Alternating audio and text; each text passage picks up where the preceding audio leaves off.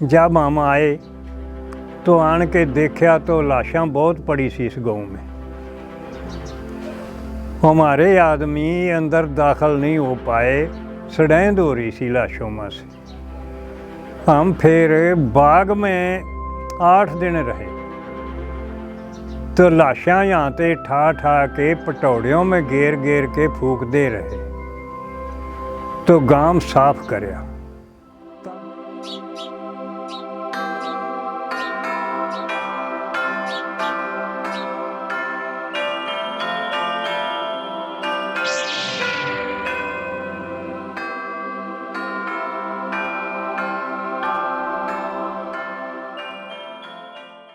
दोस्तों, वैसे तो बहुत तरह की यादगारियाँ होती हैं, बहुत तरह की खुशबुएं होती हैं, पर जो खुशबू मिट्टी की होती है वैसी कोई दूसरी खुशबू नहीं होती। और ये खुशबू ऐसी है कि जो पीढ़ियों पीढ़ियों तक लोगों को याद आती है। बंटवारे ने लोगों से उनकी इस खुशबू को छीन लिया। जिन्होंने पाकिस्तान छोड़ा, हिंदुस्तान में आकर बसे, उनको अब तक वहाँ की वो मिट्टी, वहाँ के लोग, वहाँ के घर, वहाँ के कुएं याद आते हैं। और जो लोग हिंदुस्तान से पाकिस्तान गए, उनके साथ भी ऐसा ही रहा। आजकल इस सूचना क्रांति की बदौलत एक नई क्रांति हो चली है। तो मेरे दादाजी हैं, रिश्ते में पढ़ते हैं, अमर सिंह जी। तो मैंने उनका एक इंटरव्यू किया था और उस इंटरव्यू में उन्होंने जिक्र किया था चंद्राव गांव के टूटने का। ये जो गांव है इंद्री ब्लॉक में पड़ता है। तो उन्होंने बताया था कि किस तरह से एक ये मुस्लिम बाहुल्य गांव था और ये टूटा नहीं था, तो फिर वो कैसे टूटा, एक कहानी उन्होंने बताई थी। वो हमारा जो वीडियो है वो पाकिस्तान में देखा मोहम्मद फारूक ने, और उन्होंने बताया कि उनके पुरखों का ये गांव रहा है। यानी कि जो मुस्लिम परिवार यहाँ थे वो फिर पाकिस्तान गए, तो उन्हीं के वंशजों में से वो मोहम्मद फारूक हैं जिन्होंने मुझसे राब्ता कायम किया। तो उनकी मुझे बहुत बार ये गुजारिश रहती थी कि मैं उनके गांव में जाऊं और उस समय के कुछ मकान, कुछ हवेलियां, कुछ लोगों से बात करूं। तो आज मैंने उनके बहुत इसरार के बाद यहाँ आना तय किया है। तो मैं जिस मकान में इस वक्त बैठा हूँ, ये भी उस वक्त का ही मुस्लिम्स का एक मोहल्ला, एक हवेली रही है, बहुत शानदार उस समय में रही थी। तो पूरा ही गांव मुस्लिमों का था। तो उस समय थोड़े ही घर थे जो पक्के थे, उनमें से एक ये घर है, ये हवेली हुआ करती थी। तो मैंने इस गांव के बारे में, उस समय की स्थितियों के बारे में ज़्यादा जानकारी के लिए यहाँ बात की है सरदार जोगिंदर सिंह जी से, जिनकी उम्र है करीब 88 साल। उन्होंने पार्टीशन को देखा है, वो पाकिस्तान से यहाँ आकर बसे हैं। तो इस गांव में असल जो बाशिंदे, हिंदू जिनको कह सकते हैं, वो कोई और इस उम्र का नहीं मिला। पर इनके पास, सरदार जी के पास, उस समय की करीब सब जानकारियाँ उपलब्ध हैं। तो मैं अब आपके बीच से हटता हूँ और सरदार जोगिंदर सिंह जी से इस गांव की कुछ कहानियाँ, कुछ बातें सुनते हैं और उस समय को याद करते हैं। गांव खाली था, कोई नहीं था गांव में। ये 2-4 हिंदुओं के घर उस टाइम हमारे साथ में ही आन का बसे। पहले डरदे मुसलमानों तो निकल गए थे। दौलत गडरिए का घर सी, एक तेलू बाणिया है उसका घर सी, बाणिया है वो। एक घर आत्मा राम सी, उसका घर है बाणिए का। एक घर ज्योति राम है बाणिया, उसका घर सी। यो हमारे आने से ही आए। एक का नाम ता नथू राम कहते सी, जिस हवेली में आप बैठे हैं। अच्छा जी, एक का नाम परे है हवेली, उसका नाम बाज सी। आम नाम मैं नहीं जानता आदमियों दे। बाकी एक मुसलमान यहाँ का बसिंदा नियामत, वो उस टाइम यूपी में लंघ गया सी जब मार कटाई हुई, और फिर वापस आ गया। वापस आन के फिर इस गांव में हमारे लवे बसया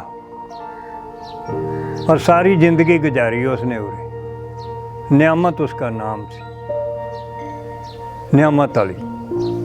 अच्छा जी, पानी बहुत आया होया सी उस टाइम, इस गांव के अंदर भी पानी बढ़िया होया सी। ਅਤੇ ਇਸ ਪਾਸੇ ਗੜੀ ਗਾਉਂ ਹੈ। ਗੜੀ ਓੜੀ ਤੇ ਚੜ ਕੇ ਹਿੰਦੂ ਲੋਕ ਆਉਂਦੇ ਸੀ ਗਾਉਂ ਨੂੰ ਤੋੜਨੇ ਵਾਸਤੇ, ਮਾਰਨੇ ਵਾਸਤੇ। ਇੱਕ ਸੀਸਮ ਦਾ ਪੇੜ ਖਾਲੇ ਦੇ ਕਿਨਾਰੇ ਤੇ ਖੜਾ ਸੀ। ਉਸ ਦੇ ਬੜਾ ਲੰਮਾ ਬਿਰਛ ਸੀ ਉਹ, ਅਸੀਂ ਮੌਕੇ ਪਰ ਆਣ ਕੇ ਦੇਖਿਆ। ਉਸਕੇ ਉੱਤੇ ਇੱਕ ਉਸਨੇ ਆਲਣਾ ਜਿਹਾ ਬਣਾਇਆ ਹੋਇਆ ਸੀ, ਮੁਸਲਮਾਨ ਨੇ ਬੰਦੂਕ ਲੈ ਕੇ ਉਸਕੇ ਉੱਪਰ ਬੈਠਾ ਸੀ। ਜਦੋਂ ਉਧਰੋਂ ਚੜ੍ਹਾਈ ਕਰਕੇ ਹਿੰਦੂ ਆਉਂਦੇ ਸੀ, ਉਹ ਉੱਥੋਂ ਗੋਲੀਆਂ ਮਾਰ ਕੇ ਉਹਨਾਂ ਨੂੰ ਮਾਰਦਾ ਸੀ। ਪਤਾ ਨਹੀਂ ਸੀ ਕਿਸੇ ਨੂੰ ਚੱਲਦਾ ਗੋਲੀ ਕਹਾਂ ਸੇ ਆ ਰਹੀ ਹੈ। ਤਾਂ ਇੱਕ ਨਰਿੰਦਰ ਸਿੰਘ ਲਵਕਰੀ ਦਾ ਸਰਦਾਰ ਸੀ, ਫੌਜੀ, ਉਹ ਨਾਲ ਆਇਆ ਇੱਕ ਦਿਨ। ਉਸ ਨੇ ਜਾਂਚ ਕਰੀ ਗੋਲੀ ਕਹਾਂ ਸੇ ਆ ਰਹੀ है। उसने फिर जांच के उस आलने विच गोली मारी जिथों गोली आउंदी सी। वो आदमी उथों फिर नीचे गिरा मर के। जदों नीचे गिरन लगा तो कहंदा होया गिरिया, ये गांव छोड़ के भाग जाओ, अब नहीं रहोगे इत्थे। यहाँ से मुसलमान लिकड़ के रो गुमथाले चले गए। तो हिंदू लोगों ने सोचा कि हुण गांव नूं लूट लईए, वो निकल के चले गए ने। मुसलमान एक भी गांव च नहीं सी रहा, सारे रो गुमथले चले गए। तो पिछों की होया, ये लोग सारे इन्हां गांवां दे रल के हिंदू लुटण वास्ते आ गए। कोई किसे घर वड़िया सी लुटण वास्ते, कोई किसे घर वड़िया होया सी। मुसलमान घोड़ियां ते चढ़ के रो गुमथाले तो फिर वापस आ गए, तगड़े तगड़े आदमी आन के हिंदू लोगों नूं काटिया, मारिया, बड़ी कतलाम कीती। कल्ले कल्ले हैगे सी, कोई किते फड़ के मार दिता, कोई किते मार दिता। हिंदू लोग इस गांव च मरे, मुसलमान नहीं मरे। एक ही मुसलमान मरिया जो गोली से मरिया, पेड़े के ऊपर, होर नहीं मरिया कोई, होर भज गया। तो हिंदू बहुत मरे। 8 दिन असीं बाहर रहे, गांव तो बागां विच बैठे रहे। तो यहाँ से लाशां ठा ठा के पटौड़ियों में घेर घेर के फूक के गांव साफ किया। फिर आन के गांव विच दाखल होए। फिर आपस विच गांव नूं वंडिया, वंडवारे विच गांव नूं आपो विच बियादरीवार घरांवार वंड के रहन लगे। आपस में बांट लिया, किसी ने होर ने नहीं बांटा। बलादरी ने मिल के आपस में ही मकान बांट लिए, आपस में ही जमीन बांट ली। जब इससे थोड़ा छोटा था, अब बाहर बढ़ गए हैं लोग, पर इस तो संघना सी, बसासत इससे ज़्यादा सी, मकान कच्चे सी।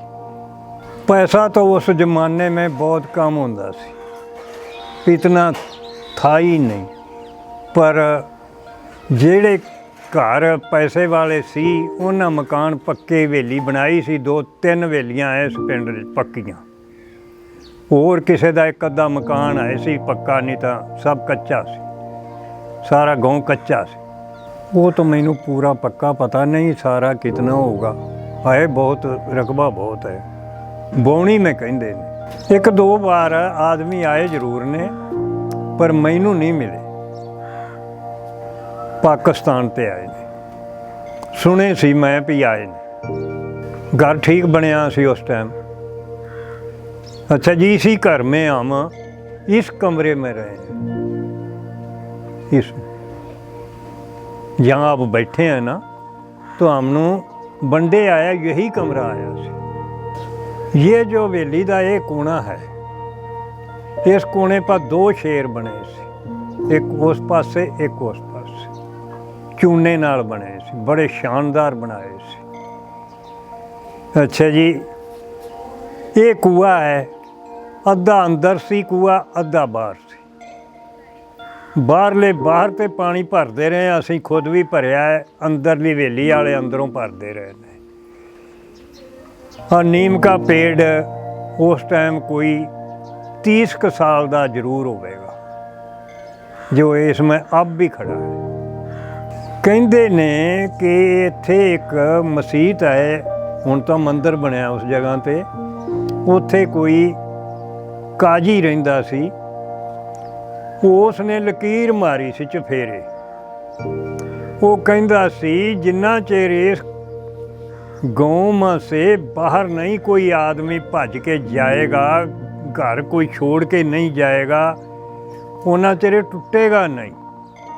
तो यहाँ से कहते ने यहाँ के बसिंदे भाई जो 2-4 घर रात को निकल गए सी चोरी, तो उसने काजी ने कहा सी भाई अब ये गाँव टूट जाएगा, बंधन तोड़ दिया।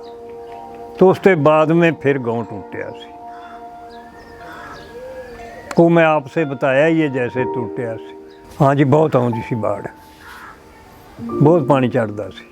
मक्की, उड़द, बाजरा, ग्वारा, ऐसी फसलें बोई जाती थी। हमारे आने से पहला जो कुछ होया,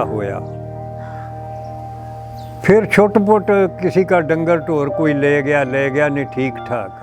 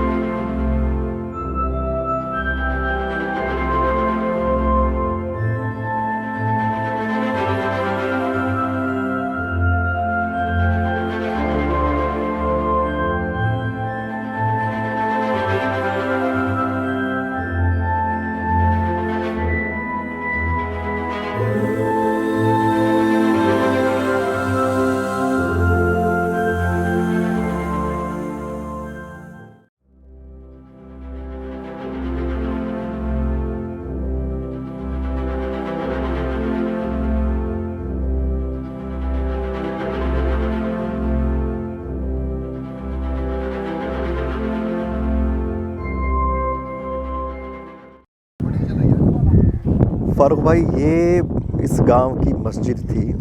तो मस्जिद अब तो आप ये देखें कि बदहाल हो चुकी, अब है ही नहीं, और इसका इतना ही अवशेष बचा है। तो गांव में पुराने मकान, जैसा कि आपको हमने कहा कि बहुत कम बचे थे, तो उन पुराने मकानों में से भी कुछ वहाँ से हटाकर वहाँ नए मकान हो गए। फ़िलहाल मस्जिद के नाम पर सिर्फ इतना है अवशेष जो बचा है। तो एक और ये दीवार का हिस्सा है जो यहाँ बचा हुआ है। एक गली इस तरफ जाती है और एक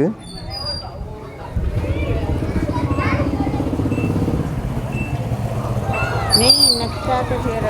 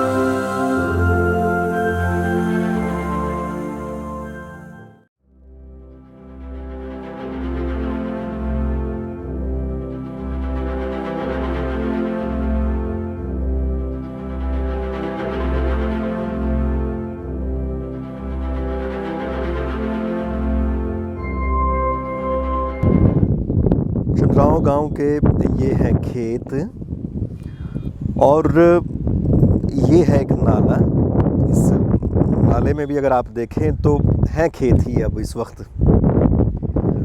और जिस मशहूर पेड़ का जिक्र किया था सरदार जी ने, वो यहीं पर ही इस नाले के किनारे पर कहीं वो पेड़ था। और उस पेड़ के होने फिर ना होने से ही इस गांव के अंदर मुस्लिमों का रहना और उनका जाना फिर होता है। तो ये है वो नाला, और इस नाले के सामने जहाँ पर आप देख पा रहे हैं, वहीं पर कहीं वो पेड़ था। अब कुछ साल से वो पेड़, शीशम का पेड़, वो कट चुका है। और ये है इस पूरे सामने वो गांव चमकता है, और ये है इस गांव से बाहर एक मस्जिद। मस्जिद पुरानी है। अब कोई मुस्लिम परिवार तो यहाँ रहता नहीं, और जब भी ईद या कोई और ऐसा त्यौहार आता है तब बाहर से लोग आते हैं यहाँ पर।